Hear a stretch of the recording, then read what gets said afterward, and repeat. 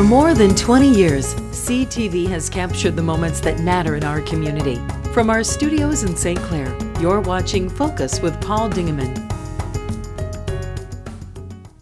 Well, welcome to another edition of the world famous, since I'm having trouble talking, world famous Focus show here in Marine City and in St. Clair.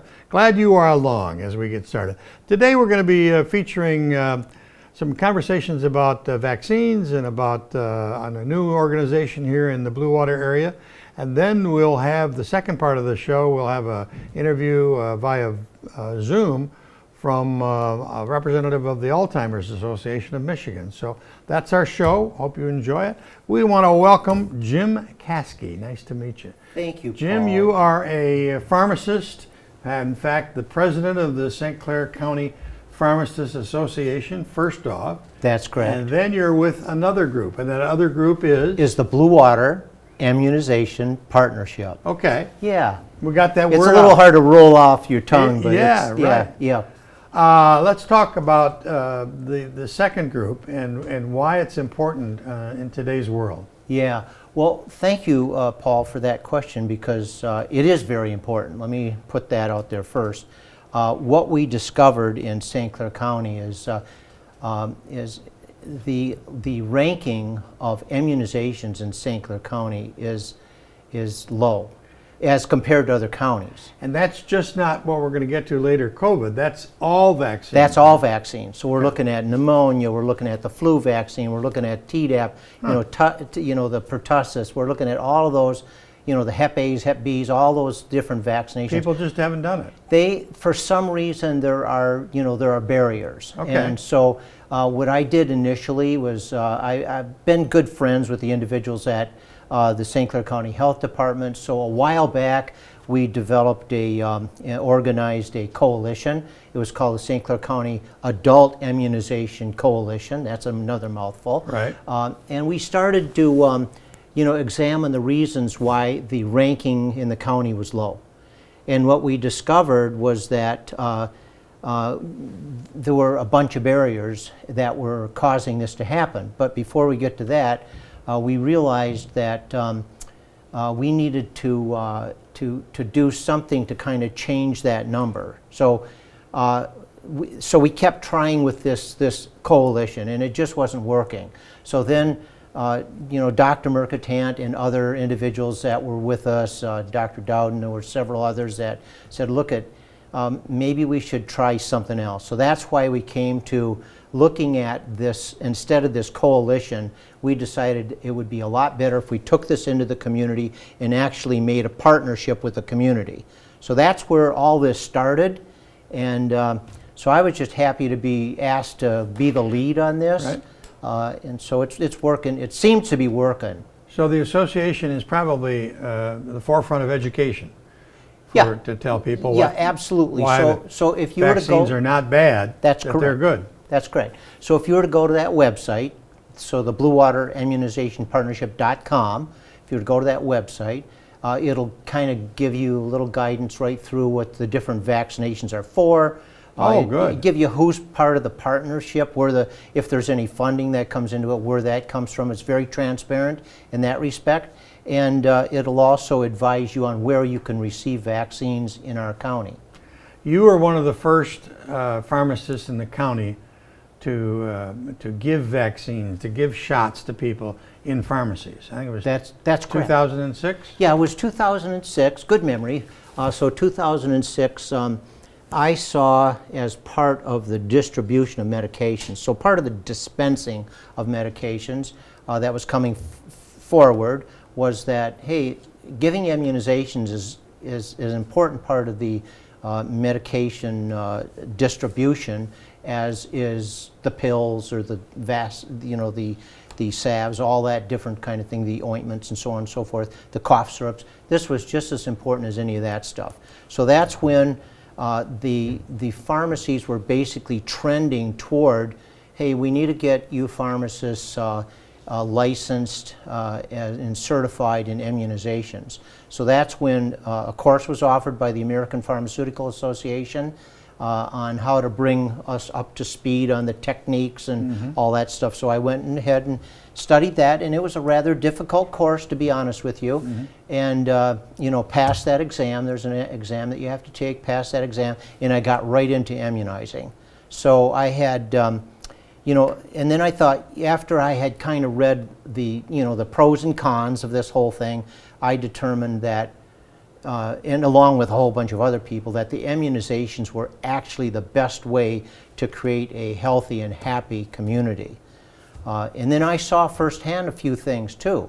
I saw that after I had gotten into it, I was kind of doing my own little unscientific study, but I noticed that the individuals that received vaccines were very unlikely to come into the pharmacy in January and February and March with deathly ill, with a handful of prescriptions, maybe spending tens of thousands of dollars on medications or on, you know, medical attention, and that we could have avoided all that had we just gotten a vaccine for $10 or $15 or for free.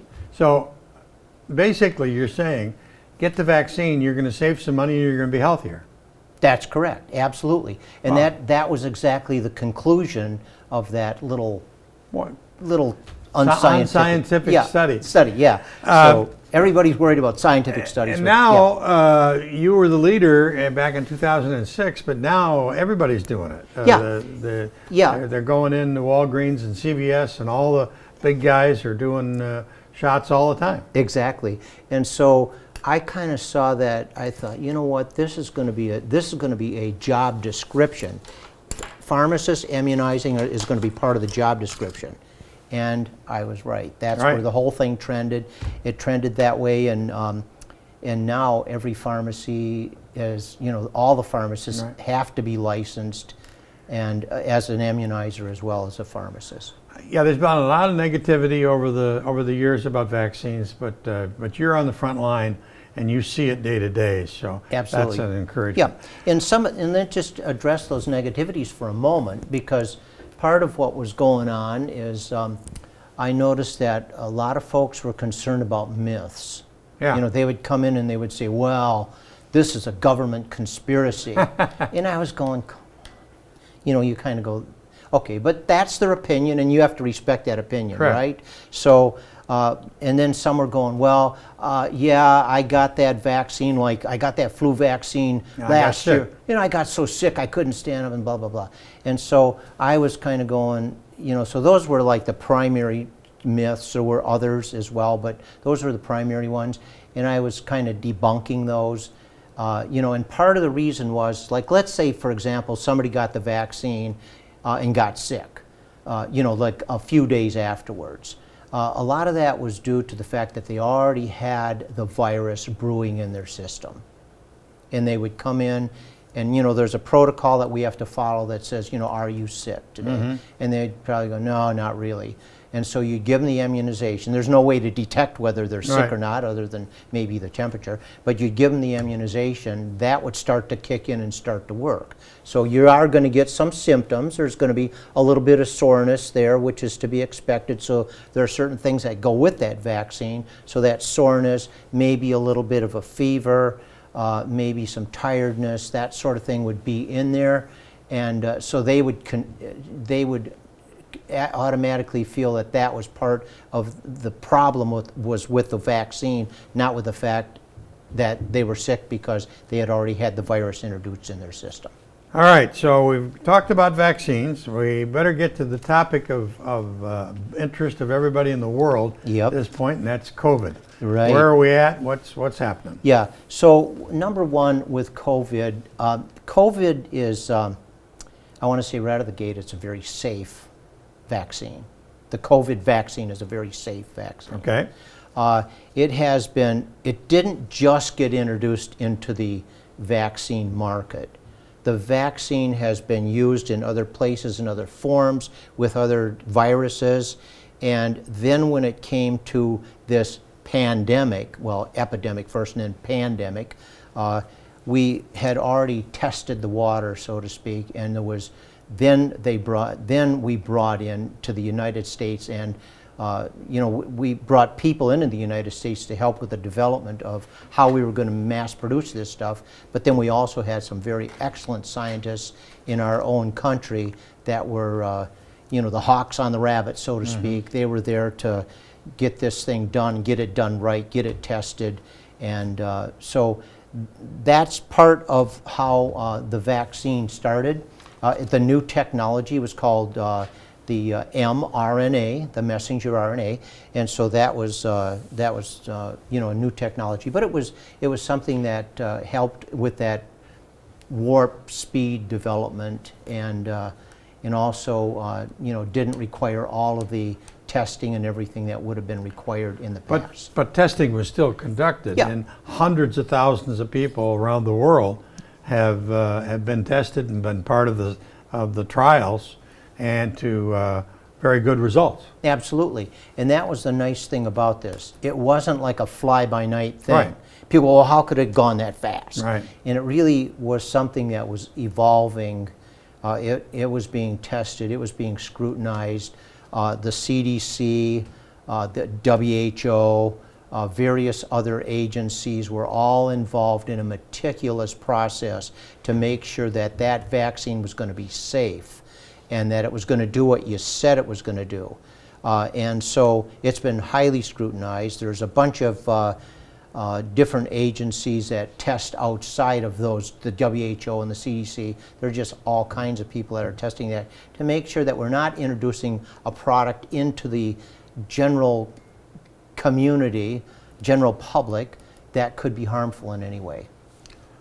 The vaccine is now coming out slowly. Yes. It will ramp up. There'll be all sorts of vaccine by summertime. But if I'm concerned, I know the governor has come out and the health departments have come out with who can get it first, et cetera, but everybody's got to get it. Yeah. At the end of the day, everybody's got to get it.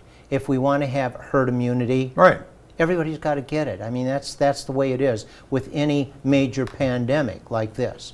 One thing that, and I just want to throw this in there, one thing that I sensed, and it was a very humbling experience for me, is that I've seen where this COVID thing and this COVID vaccine, all this stuff put together, has definitely been a humbling experience to me because I've seen the community come together. Oh yes, right. Now that was Right. an interesting phenomenon, one that I have never seen happen before in the all time that I've kind of been in the public eye, so to speak.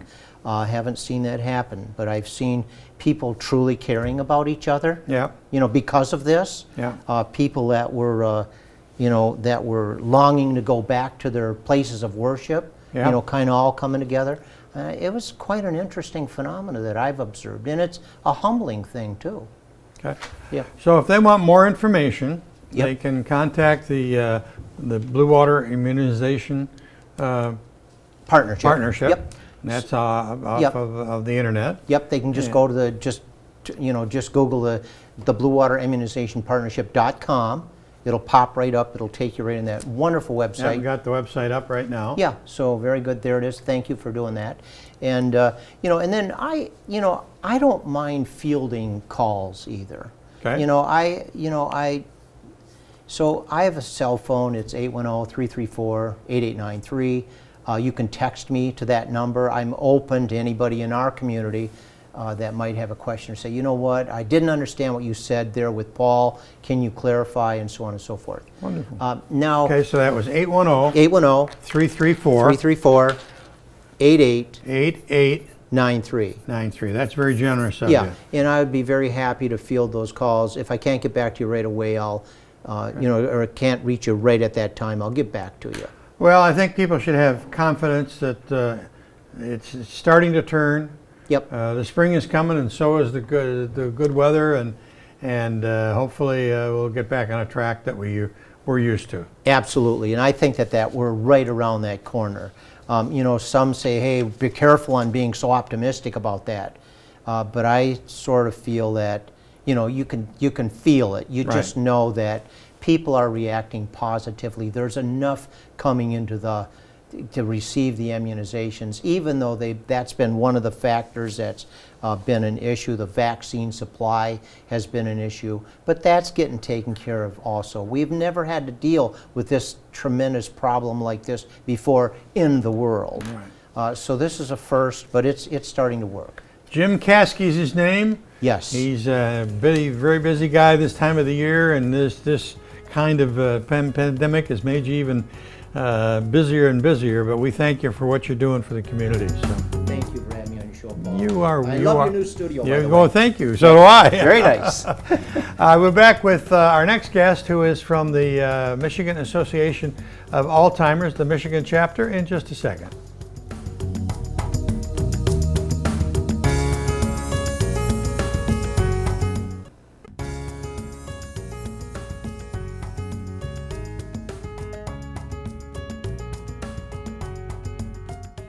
Welcome back, and joining us now via Zoom is Kate Pierce. Kate is the Michigan Chapter Program Director for the Alzheimer's Association of Michigan. Welcome to the Focus Set. Thank you so much for having me. You are welcome. We had a cancellation yesterday, and I called your office, and they said, yeah, Kate will come along, no problem. Absolutely. It's a short commute when you're by Zoom. That's right. Absolutely right. Talk to me about the Alzheimer's Association of Michigan and the Michigan chapter and what you do.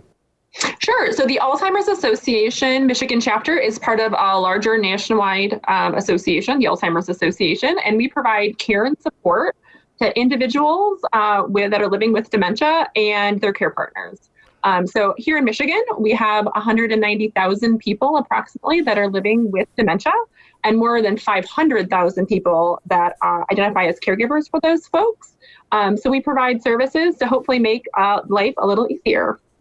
Well, the disease is quite an amazing disease in itself. We had a employer here in the community who had a plastics manufacturing plant and employed about 1,000 people.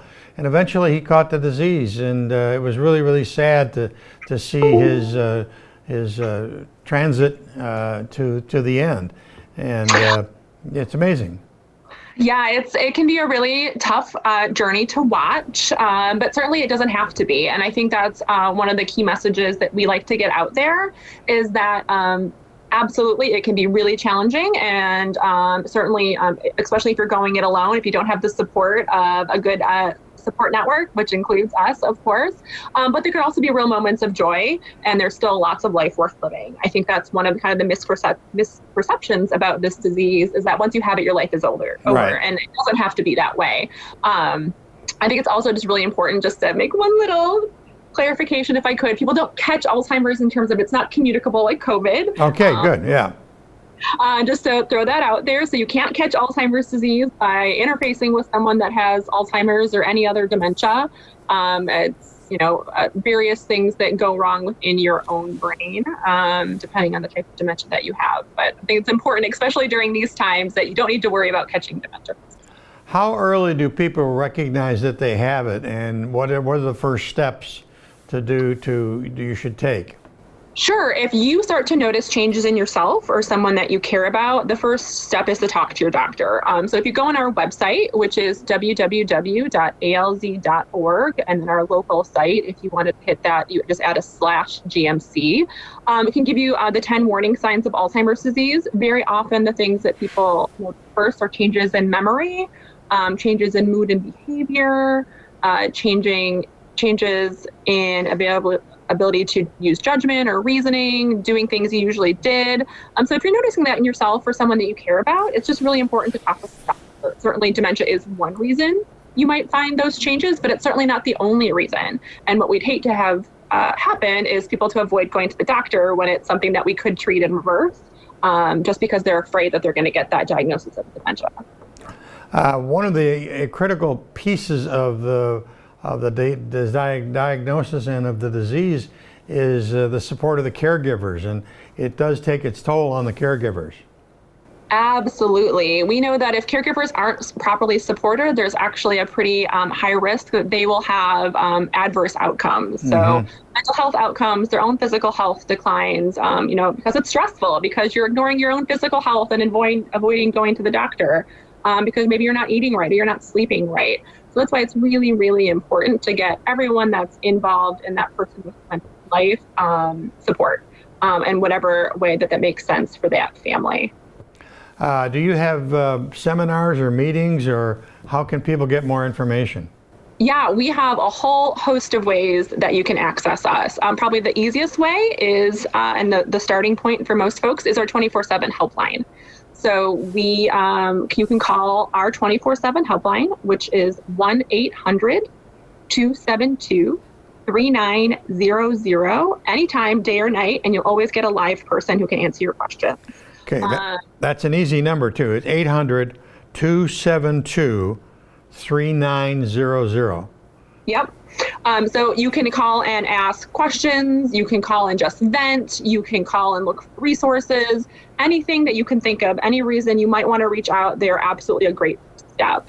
But here locally, we offer support groups. We have education programs. Right now, they're all virtual just because we're trying to be COVID conscious. We have social engagement things. So just you want to have fun. If you want to, be with a group of people where you don't have to worry about what, you might say or do that might give away that you have memory issues, you can come and join one of our social engagement programs. We have in-home care counseling. Right now, in-home is virtual, but we can join you in your home if if the person living with dementia is in Macomb or St. Clair County, and you kind of get a personalized guide, a social worker who makes a plan with you to meet your goals and to help keep the person in the home longer. We even have respite scholarships to help pay for some break time for the primary caregiver. Oh, that's cool. That's cool. Yeah. So again, if you're not sure even what you need or where to start, we really hope that you'll consider reaching out to us, and we can even help, give you some ideas of what might be useful. The disease has been around for a number of years. We remember Ronald Reagan had it, and that was maybe the first time many people heard of it, maybe a little bit before that. But there's no timetable on how long it takes to progress, is there? It's not like a heart attack has a heart attack, and that happened. Cancer takes for a number of years. So what about Alzheimer's? Well, Alzheimer's disease, generally, we say maybe 7 years is the average length that people live with the disease from diagnosis.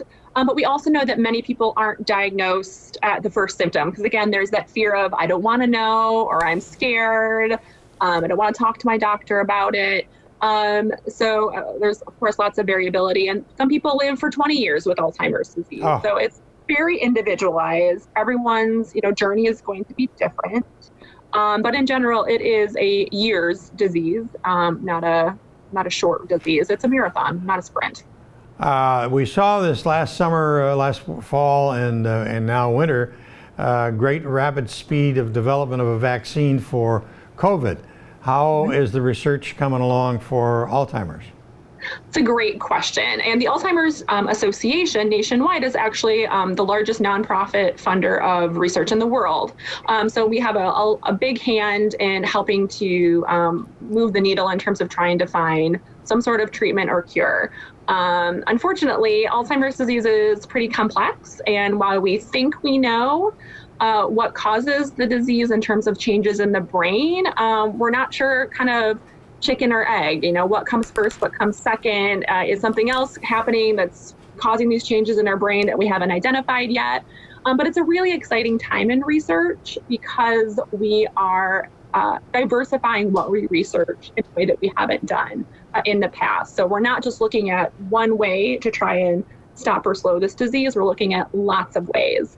And because of advances in technology, we can now identify the changes in your brain that cause Alzheimer's disease before you're actually outwardly symptomatic. And so, of course, it's easier to prevent a heart attack than to treat a heart attack. So we're thinking, of course, with your brain and Alzheimer's, it's going to be easier to prevent Alzheimer's disease and Alzheimer's dementia than it is to respond once you're already showing symptoms. So it's a really exciting time in research. But of course, because we can't stand on the shoulder of those that came before us in the same way that the COVID vaccine can, that drew on other coronavirus research. It's just a long process. Your brain is super complex. Of course, we want to get it right and we want it to be safe for everyone.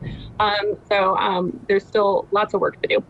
Wonderful, wonderful. The guest is Kate Pierce. She's from the Alzheimer's Association of Michigan, Chapter Program Director. And that hotline again, 24 hours a day, 7 days a week, is 800-272-3900. That's 800-272-3900. And no question is embarrassing. All questions all questions are great. Absolutely. Kate, we missed anything? I think that's it. I just, again, wanted to thank you so much. We know that this is such a scary time in terms of COVID that people sometimes are ignoring other things that are going on in your life. And we just really encourage you that we're still here. If you have concerns about your memory, if you have concerns about a loved one's memory, if you have a diagnosis or you don't, you can always reach out to us. We're here to help, even during these scary times. Very good. Thanks for zooming in. Talk to you soon. Okay. That's about it for this edition of the Focus program. Thanks very much for tuning in. Till next time, I'm Paul Dingeman. See you soon. Thanks for watching Focus with Paul Dingeman. Focus is produced at the CTV Community Television Studios in St. Clair. For over 20 years, CTV has captured the moments that matter to our community.